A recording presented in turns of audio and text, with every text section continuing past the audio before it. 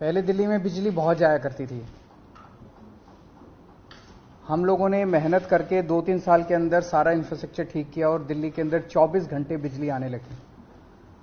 अब कोई छोटी मोटी इधर उधर लोकल फॉल्ट की वजह से बिजली चली जाए तो चली जाए, नहीं तो अमूमन दिल्ली में अब 24 घंटे बिजली हर जगह आती है और दिल्ली में बिजली फ्री हो गई। हमने भ्रष्टाचार खत्म करके जो पैसे की लीकेज थी उसको रोक के खूब सरकारी पैसा बचाया और उस सरकारी पैसे से दिल्ली के लोगों को हमने सुविधा दी कि दिल्ली के लोगों को अब 24 घंटे बिजली मिलती है, फ्री बिजली मिलती है। ये केवल और केवल एक कट्टर ईमानदार सरकार की वजह से हुआ।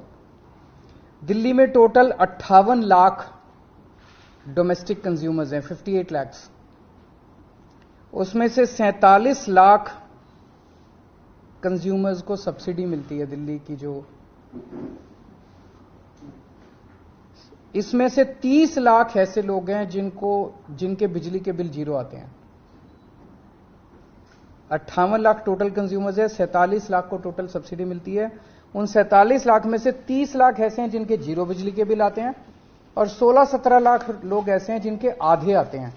आप लोग जानते हैं भाई 200 यूनिट तक तो फ्री बिजली है और 201 से 400 यूनिट तक आधा रेट है।